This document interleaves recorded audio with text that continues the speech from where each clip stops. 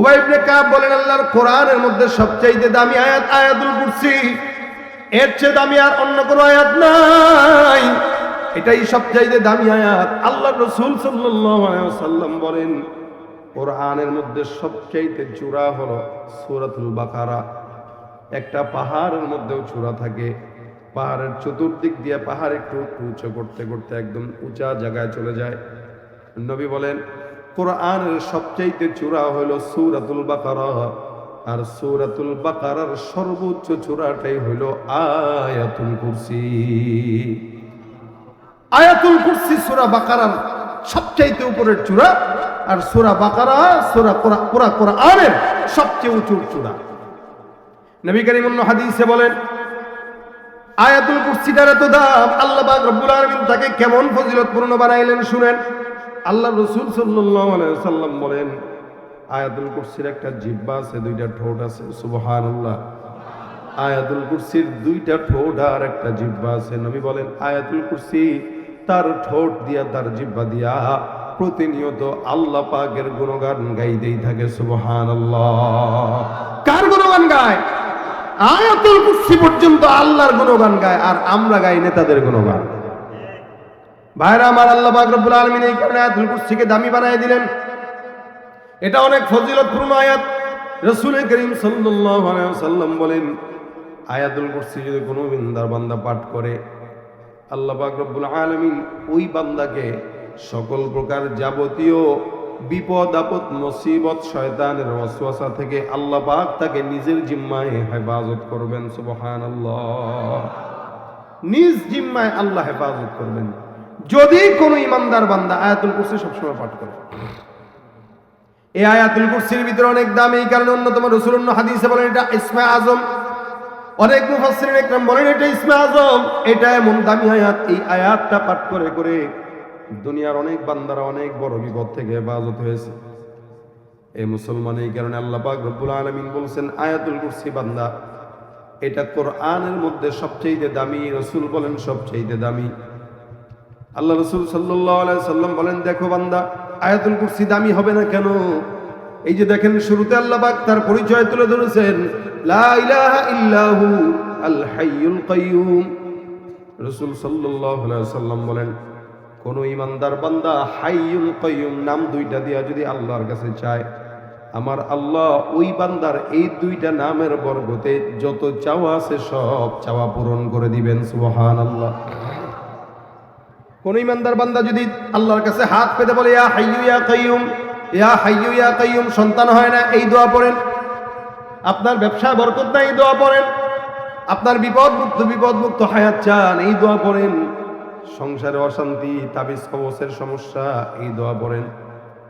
নবী করিম সাল্লাল্লাহু আলাইহি সাল্লাম বলেন, কেউ যদি হাইয়ুল কাইয়ুম বলে আল্লাহর কাছে দোয়া করে, আল্লাহ পাক রব্বুল আলামিন ওই বান্দার দুই নামের দোয়ার বরকতে আল্লাহ পাক তার দোয়া কবুল করে নেয়। হযরত আলী রাদিয়াল্লাহু তাআলা আনহু বলেন, আমরা বদরের যুদ্ধে যখন গেলাম, সাহাবা আজমাইনদের একটা ছোট্ট সংখ্যা, বদরের যুদ্ধে আমরা গেলাম। এরপরেও রমজান মাস, রমজানের মধ্যে আমরা যখন বদরের যুদ্ধ করার জন্য গেলাম, প্রস্তুতিও ছিল না। ওদিক দিয়া মক্কাবাসী কাফের বেঈমানরা 1000 আমাদের বিরুদ্ধে জিহাদের জন্য চলে আসলো। আমরা তাদের বিরুদ্ধে লড়াই করব এমন কোনো তরবারিও নাই, আমাদের কাছে ঘোড়াও নাই, আমাদের কাছে অস্ত্র শস্ত্রও নাই। এই হালতের মধ্যে আমরা কি করব? পেরেশান। আমি আমার পয়গম্বরের তাঁবুর ভিতরে আসলাম। আল্লাহ নবী সাল্লাল্লাহু আলাইহি ওয়াসাল্লামকে দেখলাম পয়গম্বর তাঁবুর ভিতরে সিজদার মধ্যে পড়ে পড়ে দোয়া করে, ইয়া হাইয়ু ইয়া কাইয়ুম। আমি আবার যুদ্ধের ময়দানে চলে গেলাম, আবার পয়গম্বরের কাছে এসে দেখলাম আমার নবী দোয়া করে, ইয়া হাইয়ু ইয়া কাইয়ুম। আল্লাহ নবী এই দোয়াটা করে করে আমার মাওলার কাছে চায়। আলী রাদিয়াল্লাহু তাআলা আনহু বলেন, আমি বারবার আমার পয়গম্বরের কাছে আসলাম যুদ্ধের ময়দানের অবস্থা বর্ণনার জন্য। আল্লাহ নবী সাল্লাল্লাহু আলাইহি ওয়াসাল্লামকে আমি এই দোয়াটাই পড়তে দেখলাম। নবী সিজদায় পড়ে পড়ে এই দোয়া করে আল্লাহর দরবারে কান্নাকাটি করে। এ মুসলমান নবীর উম্মতের দল, আল্লাহ পাক রব্বুল আলামিনের পয়গম্বর যখন এই দোয়া পাঠ করে, আলী বলেন, আমি আবার যুদ্ধের ময়দানে চলে গেলাম। আমি এবার জিহাদের ময়দানে লড়াই করার জন্য যখন বের হয়ে গেলাম, সাহাবাজ বাইনদেরকে যুদ্ধের ময়দানে দেখলাম এক একজন সাহাবা একরাম রোজা রাখা অবস্থায় এরপরও কেমন শক্তিশালীর সঙ্গে জিহাদ করে যাচ্ছে। আমার কাছে মনে হলো আল্লাহ পাক রব্বুল আলামিন মনে হয় এখন আসমান থেকে গায়বী খাজানা দিয়া আসমানের ফেরেশতাদেরকে সাদা পোশাকে যুদ্ধের ময়দানে পাঠিয়ে দিয়েছে। আল্লাহ পাক রব্বুল আলামিন বদরের যুদ্ধে সাহাবা একরামদের সঙ্গে যুদ্ধের ময়দানে সাহাবা একরামদের সঙ্গে আল্লাহর ফেরেশতাদেরকে পাঠায় দেয়। আল্লাহ পাক বলেন লাকাদ নাসরাকুমুল্লাহু বিবাদরি ওয়া আনতুম আদিল্লা। আল্লাহ পাক রব্বুল আলামিন বলেন বদরের যুদ্ধে তোমরা ছিলা দুর্বল, আমি আল্লাহ পাক রব্বুল আলামিন বদরের যুদ্ধে তোমাদেরকে আমি আল্লাহ নিজের কুদরতি ভাবে তোমাদেরকে সাহায্য করলাম। আল্লাহ পাক নিজে তোমাদেরকে সাহায্য করেছে বদরের যুদ্ধে, কিন্তু তোমরা দুর্বল ছিল। এই জন্য রাসূল বলেন কেউ যদি ইয়া হাইয়্যু ইয়া কাইয়্যুম বলে ডাক দেয়, আল্লাহ পাক রব্বুল আলামিন বান্দার ডাক কবুল করে নেয়। চিরঞ্জীব যিনি আল্লাহ, তিনি তো বান্দার ডাক শুনবে। রাত যত গভীর হয় না কেন, 3টা বাজুক 4টা বাজুক 5টা বাজুক, কোন নেতাই কিন্তু জনগণের ডাক শুনে না। কি বলেন? শুনে। রাত 2টা বাজলে নেতাও ঘুমায়, জনগণ ঘুমায়। রাত 3টার দিকে কোনো মানুষ দরজা খুলে না, কারণ এটা ঘুমের সময়। আল্লাহ পাক রব্বুল আলামিন এমন একজন কুদরতওয়ালা রব, যে রবটা রাত 2টা হোক 3টা হোক 4টা হোক, বান্দা যখন ডাক দেয় আমার আল্লাহ তখনই বান্দার ডাকে সাড়া দিয়া দেয়। তিনি হলেন হাইয়ুন, চিরঞ্জীব, যার কোনো এই জমিনের ভিতরে হয় নাই, ও পারেও হয় নাই। যেই আল্লাহ ১,৫০০ বছর আগে যেমন ছিল এখনো তেমন আছে না নাই? উনার কোনো ক্ষয় নাই। আরে রব তো তাকেই মানা চাই যে আজকে আছে কালকে থাকবে না, এরকম না, বরং সব সময় থাকবে। এলাকার মানুষ ঘুমাইলেও আল্লাহ পাকের কাছে চাইলে আল্লাহ ডাক শুনে। ভাইরা আমার, কোন বান্দা যদি মারে একবার ডাকে, 2বার ডাকে, 3বার ডাকে, মা বেজার হয়। বাবার একবারের জায়গায় 5বার যদি ডাকে, বাবাও বেজার হয়। খুব বুঝবেন, মাকে সন্তান যদি একবারের জায়গায় 20 বার ডাকে, মা বেজার হয়। একবার ডাকলো আম্মা গো, ও আম্মা, ও আম্মা, মা 1বার 2বার 3বার ডাকে সাড়া দিয়া দিবে, কিন্তু 10 বারের পর আর সাড়া দিবে না। কেন? বলে আমার সন্তান অযথা আমার ডাক দেয়, কোনো কামে ডাক দেয় না। এই যে মা বারবার ডাক দেওয়ার কারণে মাও কথা শুনে না। এবার কি করবে? বাবার কাছে চলে যায়, বাবার কাছে ডাক দেয়া বলে আব্বা। আব্বাও একবার ডাক দিল, জবাব দিল, 2বার জবাব দিল, 3বার জবাব দিল, কিন্তু 10-15 বার যখন ডাকা শুরু হয়ে গেল, এখন আর বাবাও জবাব দেয় না। হে মুসলমান নবীর উম্মত, একটা মা একটা বাবা সন্তান যদি বেশি ডাকে তখন মা বাবা বেজার হয়, কিন্তু বলেন তো কিয়ামত পর্যন্ত আমার মাওলারে কোনো বান্দা যদি ডাক দেয়, কোনোদিন আমার মাওলা কি বেজার হবে নাকি? বলেন তো। বরং রাসূল করিম সাল্লাল্লাহু আলাইহি সাল্লাম বলেন মাল্লাম ইয়াসআলিল্লাহ ইয়াগদাব আলাইহি। আল্লাহর কাছে কোনো বান্দা যদি না চায়, আল্লাহ ওই বান্দার উপরে রাগান্বিত হয়, বেজার হয়। যে যত বেশি মাওলার কাছে চায়, মাওলা তত বেশি তার উপরে খুশি হয়। এটা আল্লাহর শান, এটা রবের শান, এটা কুদরত আলা মালিকের শান। ভাইরা আমার, আমরা তো ঘুমাই, আমার মাওলাই কি ঘুমায়? হ্যাঁ, একটু তন্দ্রায় যায়, একটু উঙ্গায়, একটু ঝিমায় না। আচ্ছা, আমাদের জন্য আল্লাহ পাক ঘুমকে জরুরত করে দিয়েছেন, রাতকে আল্লাহ পাক বিছানা করে দিয়েছে। ঘুমটা আপনার আমার জন্য জরুরত করে দিয়েছেন, যার কারণে আমিও ঘুমাই, আপনারাও ঘুমান। ওই যে ঘুম যদি না হয়, মেজাজটা গরম থাকে। আল্লামা ইয়াহইয়া মাহমুদ সাহেব এসে বলতেছেন আমার ঘুম হয় নাই, গতকালও ঘুম হয় নাই, আজকেও তেমন ঘুম হয় নাই। হুজুর এসে একটু রেস্ট নিতেছেন। এই যে ঘুম হয় নাই, যার কারণে মানুষের মেজাজ গরম হয়। এখন এখানে বসার পর কোনো এলোমেলো যদি দেখে, দেখবেন মেজাজ গরম হয়ে গেছে। কেন? ওই যে ঘুম দরকার, ঘুমটা পরিপূর্ণ হয় নাই। ঘুম মানুষের পরিপূর্ণ না হইলে মেজাজ গরম থাকে। আচ্ছা বলেন তো, আল্লাহর যদি ঘুম লাগতো, আল্লাহর যদি ঘুম লাগতো, আর কোন বান্দা যদি আল্লাহর কাছে মনে করেন রাত্রেবেলা 3টার দিকে ডাক দেয়, আল্লাহ মনোনয়ন দরকার, ব্যবস্থা করে দাও, বলেন তো আল্লাহ মেজাজ খারাপ হইতো না আরাম লাগতো? কথা কয় না, বুঝেন নাই? আল্লাহর যদি ঘুম দরকার হইতো, এখন কোন বান্দা যদি রাত 3টার দিকে যায় বলতো আল্লাহ আমার মনোনয়নটা দরকার, আমার একটু মনোনয়ন দাও, আল্লাহ কত বেডা, আমার ঘুমের জায়গা পাই না, আমি ঘুমের সময় পাই না, তুই মনোনয়ন নিয়ে আসো, লাথি দিয়ে ফেলা দিল একদম। আল্লাহর যদি ঘুমের দরকার হইতো, আমরা যদি চাইতাম, আর আমরা যে অন্যায় অপরাধ করি, আল্লাহ পাকের ঘুম না হওয়ার কারণে মেজাজ গরম থাকতো। কেন? এই কোটি কোটি বান্দাকে পালতে যায়, তো ঘুমের টাইম কোথায়? একটা চেয়ারম্যানও তো ঘুমের টাইম পায় না, সেখানে এমপি মন্ত্রীদের ঘুম কেমনে হয়? আর সেখানে ক্ষুদ্রতলা রবের ঘুম কেমনে হইতো যদি বান্দা আল্লাহর কাছে 24 ঘন্টাই চাইতো? তাহলে মেজাজ খারাপ থাকতো। আর যে অন্যায় আমরা করি, এই অন্যায়ের কারণে আপনারা আমার পিডায় আল্লাহ পাক লাশ বানায় দিত, কারণ মেজাজ তো গরম, ঘুম তো নাই। এই জন্য রবের শান এইটা না যে রব ঘুমাবে, বরং রবের শান এটা যে রব 24 ঘন্টা সজাগ থাকবে তার বান্দার জন্য, যখন চাবে বান্দার চাওয়া তখন পূরণ করে দিবে। এটা রবের শান, এটাই রবের শান। এই কারণে আল্লাহ পাক রব্বুল আলামিন একজন, আর দ্বিতীয়জন লাগে না। আল্লাহ কয় আর দ্বিতীয়জন দরকার কি? কারণ তোর 24 ঘন্টার যত চাহিদা আছে সেটা তো আমি পূরণ করতেছি। এই জন্য ভাইরা আমরা বলি লা ইলাহা ইল্লাল্লাহ। আর ইহুদি নাসারা আল্লাহকেও মানে আবার আল্লাহর সঙ্গে অন্য কাউরে শরীক করে নেয়। আর আমাদের অবস্থা এরকম, আমরা আল্লাহকেও মানি কিন্তু আল্লাহর সঙ্গে অন্য কাউরে শরীক করি না। এটা হলো ইমানদারদের হালত। বেঈমানরা আল্লাহকে মানে, বিশ্বাস করে, কিন্তু আল্লাহর সঙ্গে আরেকজনকে শরীক করে। তারা বিশ্বাস করে খাবার দেয় একজন, ঘুম দেয় আরেকজন, সম্পদ দেয় আরেকজন, আর সৃষ্টি করছে একজন। যার কারণে আল্লাহ পাক বলেন ওয়ালা ইন সাআলতাহুম মান খালাকাস সামাওয়াতি ওয়াল আরদা লা ইয়াকুলুন্নাল্লাহ। আমার আল্লাহ পাক রব্বুল আলামিন বলেন, যদি ইহুদি নাসারাকে প্রশ্ন করা হয়, ইহুদি নাসারাকে যদি প্রশ্ন করা হয় আসমান আর জমিন বানাইলো কে, এরা এক বাক্যে জবাব দিয়া বলবেন আল্লাহ বানাইছেন। যদি তাদেরকে প্রশ্ন করা হয় তোমাদেরকে বানাইলো কে, তারা বলবেন আল্লাহ। এ মুসলমান, আল্লাহকে তারা বিশ্বাস করে মানে, কিন্তু পেঁচ লাগায় আরেক জায়গায়। অন্য আয়াতে আল্লাহ বলেন অকালাতিল ইয়াহুদু উযাইরুন ইবনুল্লাহ ওয়াকালাতিন নাসারাল মাসীহু ইবনুল্লাহ। ইহুদিরা বলে হযরত উযাইর একজন নবী ছিলেন। ইহুদিরা বলে উযাইর হলো আল্লাহ পাকের সন্তান, নাউযুবিল্লাহ। আর যারা খ্রিস্টান তাদের ব্যাপারে আল্লাহ বলেন, ওরা বলে মাসীহ অর্থাৎ ঈসা, ঈসা হলো আল্লাহ পাকের সন্তান, নাউযুবিল্লাহ।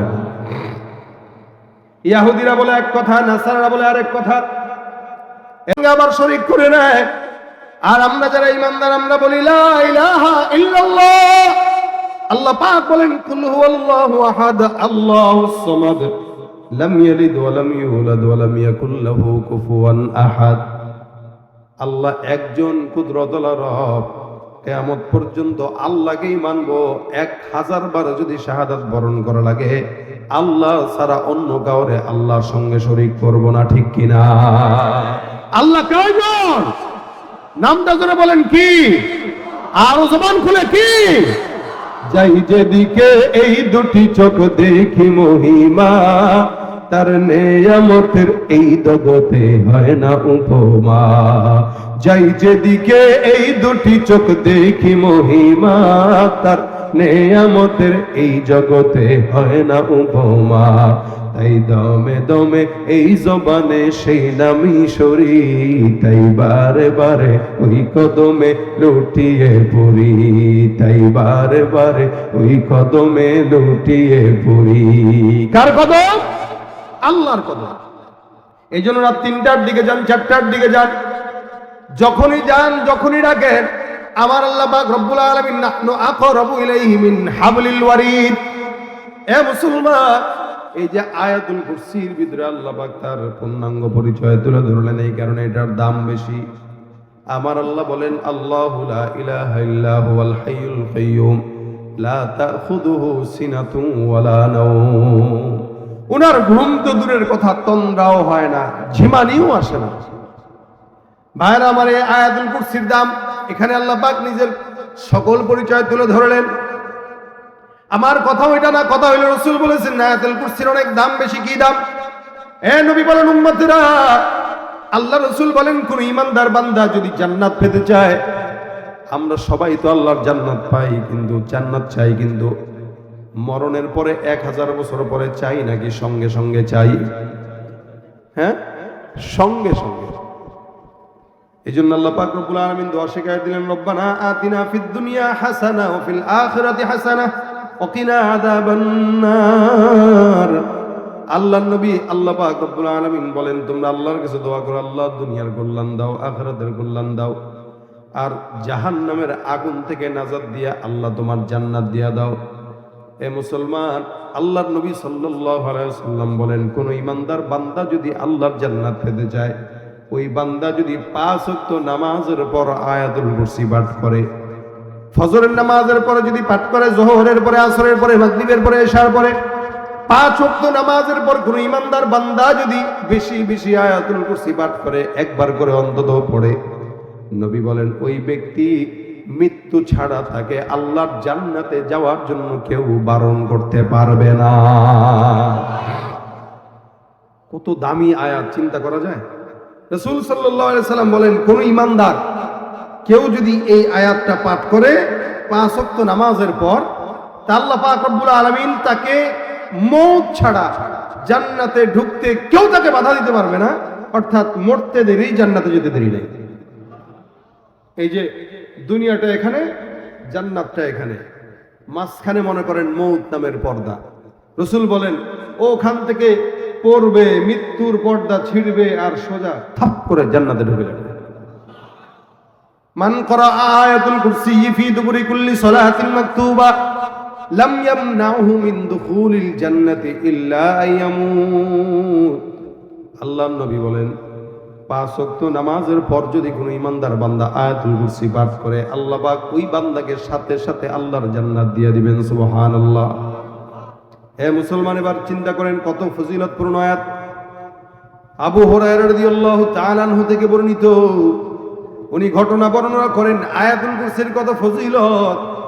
রাসূল করিম সাল্লাল্লাহু আলাইহি ওয়াসাল্লাম আমাকে একবার কিছু সাদাকার মাল আমানতদারিতার সঙ্গে রাখার জন্য দিলেন। আবু হুরায়রা বলেন, আল্লাহর নবী কিছু মাল আমার কাঁধে দিলেন যে নাও এগুলা রক্ষণাবেক্ষণ করবা। এই মালগুলো যাকাতের মাল, আমানতদারের মাল, এগুলো সারা দুনিয়ার মানুষের মাল, মক্কা মদিনার মাল, মানুষের মাল। বাইতুল মাল থেকে তোমার কাছে দায়িত্ব দিয়ে রাখা হলো, তুমি এগুলো নিজের কাছে রেখে দাও। আবু হুরায়রা রাদিয়াল্লাহু তাআলা আনহু বলেন, আমি সমস্ত জিনিসগুলো, মালগুলো হেফাজতের জন্য পাহারা দেওয়া শুরু করে দিলাম। আবু হুরায়রা বলেন, আমি পাহারা দিতেছি, 1 দিন 2 দিন 3 দিন যায়। পাহারা দিতে দিতে দিতে দিতে হঠাৎ করে একদিন তাকায় দেখি আমার ঘরে রাতের বেলা চোর ঢুকলো। আবু হুরায়রা বলেন, রাতের বেলা যখন চোর ঢুকলো, আমি চোরকে ধরে ফেললাম। চোর আমার সঙ্গে ধরা খাওয়ার পর এবার কান্নাকাটি করা শুরু করে দিল। চোর বলে, হুজুর বিশ্বাস করেন আর নাই করেন, আমি চোর না, আমি আজকে আপনার এই ঘরের ভিতরে পেটের দায়ে আসছি, স্বভাবের কারণে আসি নাই। দেখেন একটা চোর, এই চোরদের একটা আসল মাকসাদ হইল, ও চুরি করতে যাবে, যদি ধরা খায় তাহলে সরি, আর ধরা না খেলে তাহলে চুরি। এবং একটা চোর যতবার ধরা খায় ততবারই সে এই কথাটা বলে, যেটা আমার জীবনের শেষ, আর জীবনে চুরি করব না। প্রত্যেকটা চোরের এটাই কমন প্রশ্নের জবাব থাকে। আবু হুরায়রা যখন চোরকে ধরলেন, এই চোরও একই কথা, যে ভাই আর জিন্দেগিতে চুরি করতে আসবো না, ঘরে আমার সন্তানটা না খাওয়া, বিবিটা না খাওয়া, ওদের কষ্ট সহ্য হয় না, যার কারণে আজকে একটু অভাবের তাড়নায় তোমার ঘর থেকে কিছু খেজুর নিতে আসছি, তুমি আমাকে আল্লাহর রাস্তায় মাফ করে দাও। আমি আর ওয়াদা করলাম, কসম করলাম, এটা আমার জীবনের শুরু, এটা আমার জীবনের শেষ, আর কোনোদিন চুরি করব না। চোর ওয়াদা করছে। যখন বারবার বললো তো আবু হুরায়রার দিলে মায়া লেগে গেছে, যে আরে কান্নাকাটি করতেছে, আল্লাহর বান্দাটা, মাফ করে দেই। মাফ করে দিল, যাও ঠিক আছে চলে যাও। চলে গেল। সকালবেলা ফজরের নামাজের সময় মসজিদে নববীতে আবু হুরায়রা গেলেন। যাওয়ার পরে নবী করিম সাল্লাল্লাহু আলাইহি ওয়াসাল্লাম বলেন, কি আবু হুরায়রা, রাতে যেই চোর ধরা খেয়েছে তোমার হাতে, সকালে ওই চোরটা কোথায় রেখে এসেছো? রাসূল বলতেছেন, আচ্ছা আপনি বলেন তো, রাতের বেলা কি নবী চোরকে দেখছে? দেখেন, ঘরের ভিতরে আবু হুরায়রা একা ছিল আর চোর ছিল, কিন্তু রাসূল বলতেছেন চোরটা কোথায়, কই রেখে আসছে? আবু হুরায়রা বলে, হুজুর আপনি কেমনে জানলেন? তার মানে আল্লাহ পাক জানাইছেন। সুবহানাল্লাহ। কয় না, জানাইছেন কে? আল্লাহ পাক রব্বুল আলামিন। একটু সামনে আগানো যায়? একটু আগান, সামনে আগান, একটু আগায় যান। ওই পিছনে অনেকেই জায়গা পাচ্ছে না, একটু সবাইকে বসার সুযোগ দেন। একটু আগে যান, একটু আগে যান। এই পাশ থেকে এই পাশটা একটু পরে, এই পাশে যুবকরা একটু চলে আসেন, সবাই আসেন। এই পাশে আগান না, এই যে এই পাশটা আগান না। আরে পোলাপান গুলো যেগুলো আছে ওগুলো এদিকে উঠো, বেটা উঠো, ছোট ছোট পোলাপান এই সাইডে আসো, উঠো, হ্যাঁ এই সাইডে আসো। এবার পিছন থেকে ভাইরা একটু আগায় যান, সবাই এ পাশ থেকে আগায় যান, সবাই আগান। এবার পিছন থেকে ওনারাও এই জায়গায় বসে যান, আরামে বসে যান। যারা পিছনে আসবে তাদের জন্য বসতে না কষ্ট হয়, আবার ঢেঙায় যেন সামনের দিকে আসতে না হয়। সবাই খালি জায়গাগুলো পূরণ করে পরিবেশ করে দেন। বাস বাহিরে যারা আছে এদেরকে বসায় দেন, স্বেচ্ছাসেবকরা বাহিরে যারা আছে এদেরকে বসায় দেন। বাস বসে যান। আলহামদুলিল্লাহ। ভাইরা আমার বলতেছিলাম কি, রাসূল জিজ্ঞাসা করতেছেন তোমার চোর কোথায় রেখে আসছো? আবু হুরায়রা কয় হুজুর রাত্রেবেলা তো আমি আর আমার ঘরে চোর ছাড়া কেউ ছিল না, আপনি কিভাবে জানলেন? রাসূল করিম সাল্লাল্লাহু আলাইহি ওয়াসাল্লাম বলে আল্লাহ পাক রব্বুল আলামিন জানায় দিয়েছেন চোর কোথায়। আবু হুরায়রা বলেন ইয়া রাসূলুল্লাহ, চোরটা ঘরের ভিতরে যখন আসলো নবী আমার কাছে বারবার মাফ চাইলো, আর জীবনেও চুরি করবে না, যার কারণে আমি ওই চোরটাকে ছেড়ে দিলাম, যাও সে যেন বাসায় চলে যায়। আল্লাহ রসুল সে ওয়াদা করলো আর কোনোদিন আসবে না। নবী আমার ডাক দিয়া বলে হে আবু হুরায়রা, আমি রসুল বললাম আগামীকাল রাত্রেও এই চোরটা আবার তোমার ঘরে ঢুকবে। আবু হুরায়রা বলেন ইয়া রাসূলুল্লাহ, গত রাত্রে সে কসম খেয়ে চলে গেল আর আসবে না বলে, আপনি যেহেতু বললেন আজকে আবার আসবে, তার মানে অবশ্যই আসবে। যদি আজকে আসে অবশ্যই চোরকে ধরে আমি আপনার কাছে নিয়ে আসবো, আপনি বিচার করবেন। রাত্রিবেলা আবু হুরায়রা রাদিয়াল্লাহু তাআলা আনহু অপেক্ষমান, চোরকে ধরার জন্য সে রেডি হয়ে রয়েছে। চোর যখন ঘরের ভিতরে আসলো, আল্লাহর রাসূল সাল্লাল্লাহু আলাইহি ওয়াসাল্লাম সাহাবী দেখে ফেললেন। এবার চোরকে আবার পিছন থেকে ঝাপটা দিয়ে ধরছে। চোর ডাক দিয়া বলে আবু হুরায়রা ধরা খেয়ে গেলাম না কি? বলে হ্যাঁ, রাসূলের কাছে তোরে নিয়ে যাব, গতকাল তুই আমার সঙ্গে মিথ্যা বললি, আর আজকে রাত্রে তোর কোনো ছাড়াছাড়ি নাই। আল্লাহর নবী তোর জন্য অপেক্ষমান, চল নবীর দরবারে। চোর আজকে রাত্রেও যখন ধরা গেল, এবার আবার কান্দতে কান্দতে চোখের পানি নাকের পানি সব একসঙ্গে করে ফেলতেছে। ডাক দিয়া বলে আবু হুরায়রা মাফ করে দাও, আমার ঘরে আমার মা না খাওয়া, বাচ্চা না খাওয়া, সন্তান না খাওয়া, বিবি না খাওয়া, আমার এই হালতের মধ্যে আমি অভাবের ধারণায় তোমার কাছে আসছি। মনে করছি গতকাল রাত্রে তুমি আমারে ছেড়ে দিছো, আজকে রাত্রে মনে হয় তুমি পাহারা দিবা না, আমি ধরাও খাবো না। কিন্তু আল্লাহর কসম করে বলতেছি, আমি আগামীকাল রাত্রে আর জিন্দেগিতে কোনোদিন তোমার কাছে আসবো না। সাহাবা আজমাইনদের হালত ছিল, তাদের দিলের ভিতরে ছিল মায়া।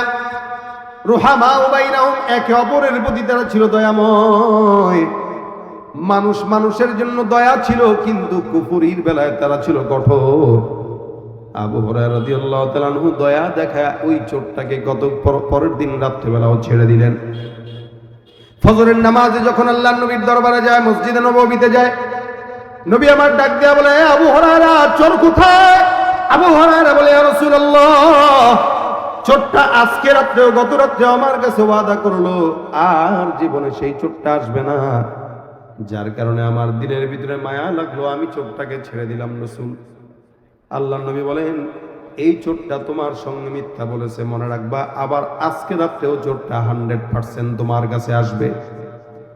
বলেন তো কয় রাত হইল? তাহলে 2 রাত পার হয়ে গেছে। আবু হুরায়রা 2 রাত ধরে নাই, ওয়াদা করেছে, যার কারণে বিশ্বাস করে ছেড়ে দিল।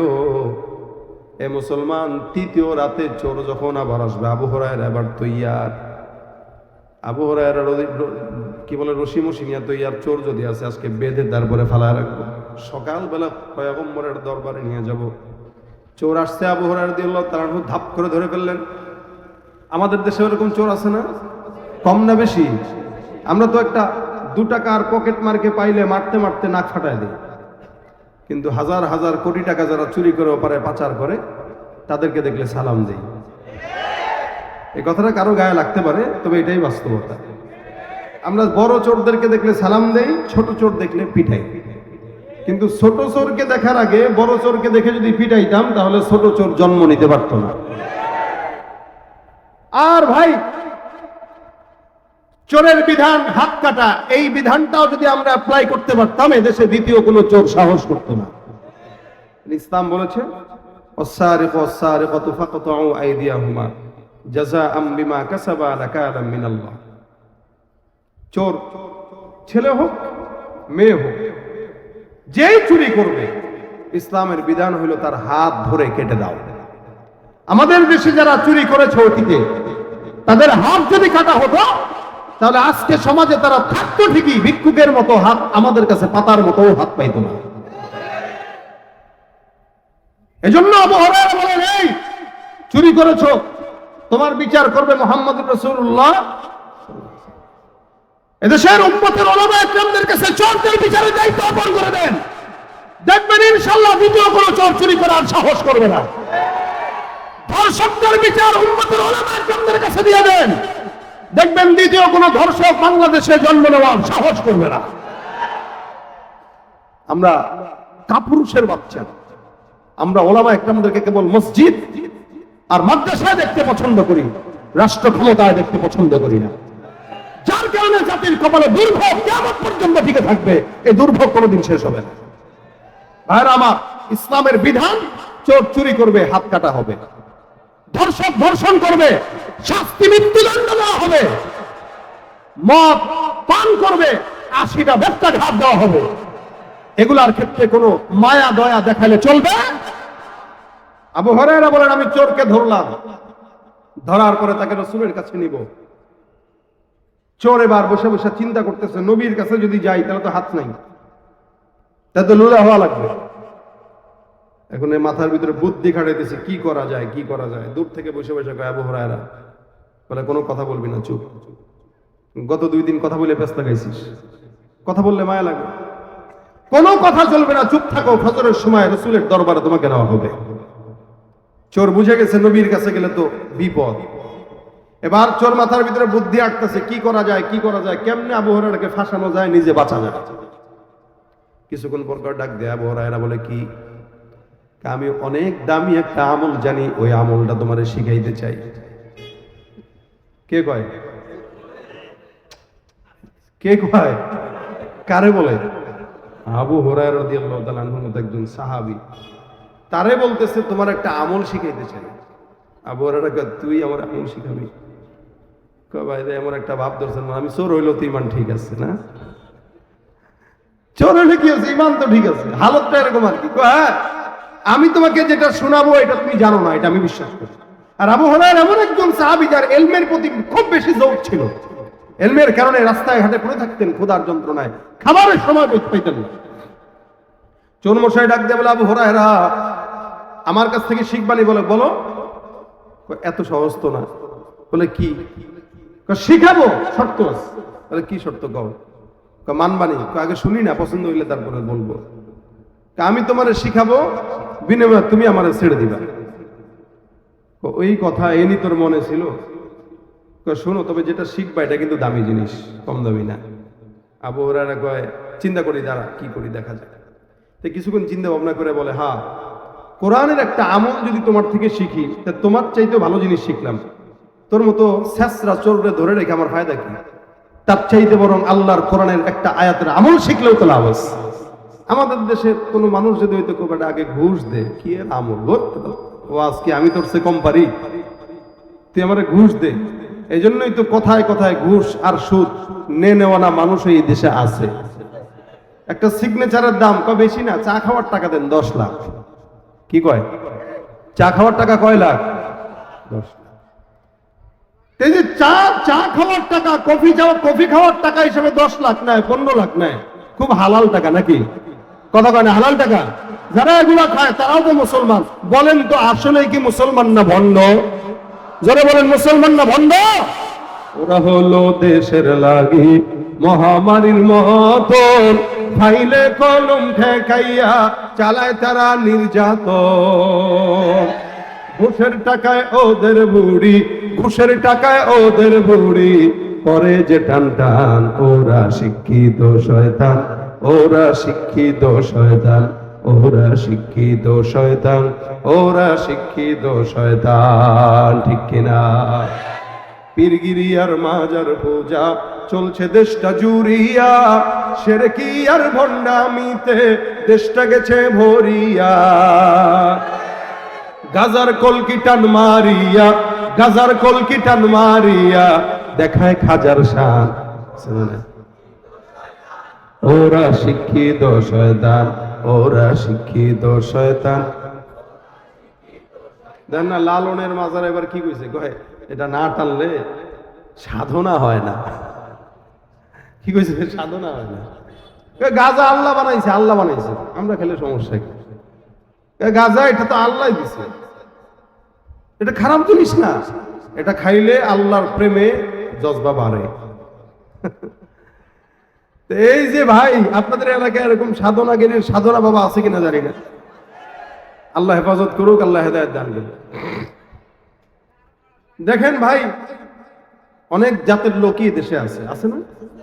বহু জাতের লোক আছে, এগুলারে নিয়েই বাঁচতে হয় দুনিয়াতে। আল্লাহ সবগুলোর হেদায়েত দান করুক, আমিন আমিন আমিন। তা আবু হুরায়রা বলতেছেন, ঠিক আছে, তোর মতো চোরে রাখার চাইতে আমল একটা শিখা অনেক বেশি গুরুত্বপূর্ণ, বল কোন আমলটা শিখাবি বল। যদি আমি এটা পারি তাহলে তোর শর্ত ফৌত হয়ে যাবে, আর যদি আমি না জানতাম, না জানি, তাহলে তোরে আমি শর্ত অনুযায়ী ছেড়ে দিব, যা রাসূলের কাছে নিব না। চোরে এবার পড়া শুরু করে দিস, বিসমিল্লাহির রহমানির রহিম। আল্লাহু লা ইলাহা ইল্লা হুয়াল হাইয়ুল কাইয়্যুম লা তাখুযুহু সিনাতুন ওয়া লা নাওম লাহু মা ফিস সামাওয়াতি ওয়া মা ফিল আরদ মান যাল্লাযী ইয়াশফা'ু ইনদাহু ইল্লা বিইذনিহি ইয়ালামু মা বাইনা আইদিহিম ওয়া মা খালফাহুম ওয়া লা ইউহীতুনা বিশাইইন মিন ইলমিহি ইল্লা বিমা শাআ ওয়াসি'a কুরসিয়্যুহুস সামাওয়াতি ওয়াল আরদ ওয়া লা ইয়াউদুহু হিফযুহুমা ওয়া হুয়াল আলিয়্যুল আযীম। এতদূর পর্যন্ত চোর পড়লো, পরে এবার ডাক দিয়া বলতেছে, শোনো এই যে আয়াতটা পড়লাম, বলে হ্যাঁ, এই আয়াতটা তুমি যদি রাতের বেলা পড়ো তাহলে সকাল পর্যন্ত আল্লাহ পাক সব শয়তানের ওয়াসওয়াসা থেকে মানে বাঁচাবে, সব শয়তানের অনিষ্টতা থেকে তোমাকে বাঁচাবে। আবার যদি এই আয়াতটাই তুমি সকালে ফজরের নামাজের পরে পড়ো, সারাদিন আল্লাহ পাক তোমাকে তার জিম্মায় নিয়ে নেবে। সুবহানাল্লাহ, একটু জোরে বলেন। আমাদের দেশের চোরের মতো না, এই চোর দামি চোর। আবু হুরায়রা কয়, মাশাআল্লাহ, এই আয়াতের আমল তো আমি জানতাম না, আমি আজকেই শিখলাম, জানলাম। তোমার এই আমলটা আমার অনেক বেশি পছন্দ হয়েছে, যাও তোমারে আমি আজকে ছেড়ে দিলাম, যাও, ভয় নাই। চোর কি হয়ে গেল? চলে গেল।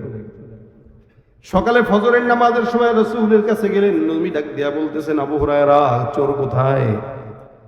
আবু হুরায়রা বলেন, হুজুর কাহিনী ঘটে গেছে। তোমার লগে খালি কাহিনী ঘটে না, এই 3 দিন তোমার কাছে আইসা চলে গেল, কি হয়েছে বলো? তো হুজুর এই এই এই এই এই এই এই রাত্রেবেলা এগুলা করছে আমার সাথে, চোর আমাকে শিখায় বিদায় হয়ে গেছে। নবী বলেন, ইন্নাহু ক্বাদ সাদাকাকা ফাহুয়া কাযুব। চোর যে তোমারে আমলটা শিখাইছে, দেখেন চোরে শিখাইছে আমল, নবী বলতেছেন তোমাকে চোর যে আমলটা শিখাইছে অবশ্যই 100% সত্য আমল শিখাই গেছে।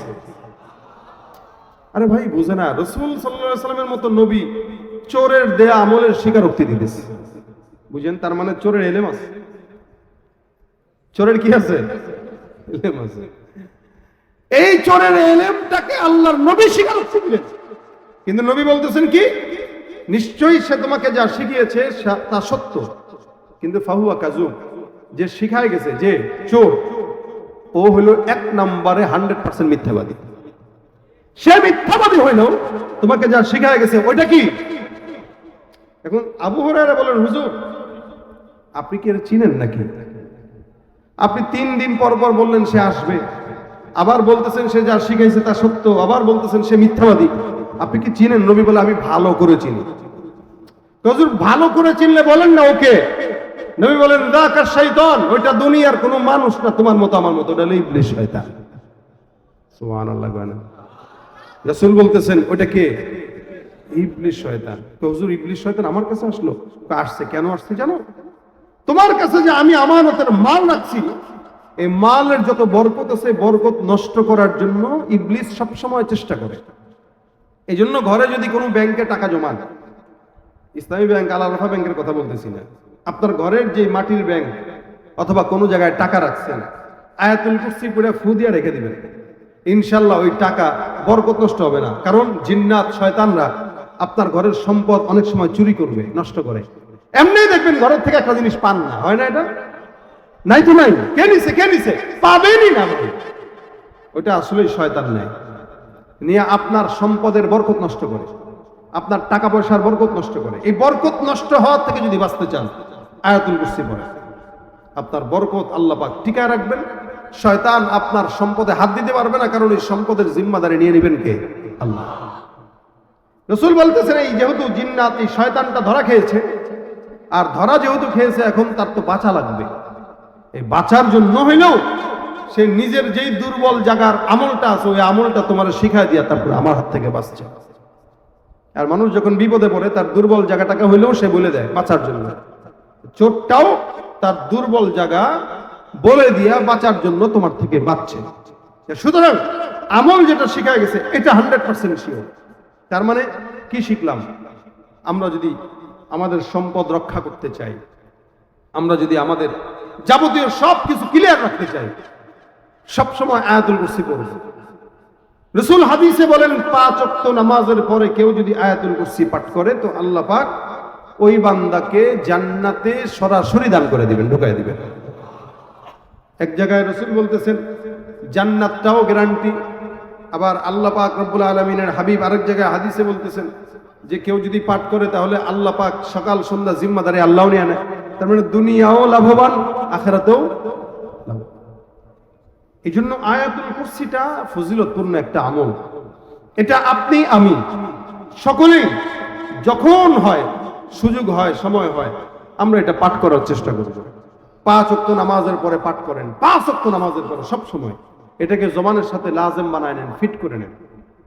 প্রতিনিয়ত যদি আপনি আপনার জবানে আয়াতুল কুরসি ফিট করে নেন, তো আশা করা যায় ইনশাআল্লাহ জান্নাত আমাদের জন্য সহজ হবে, আবার বিপদ মুক্ত হায়াত হবে। রাত্রেবেলা সন্তান কাঁদতেছে, আপনি আপনার সন্তানকে আয়াতুল কুরসি করে ফু দিয়ে দেন, দেখবেন ইনশাআল্লাহ আল্লাহ পাক আয়াতুল কুরসির বদৌলতে আল্লাহ পাক আমাদেরকে হেফাজত করবে।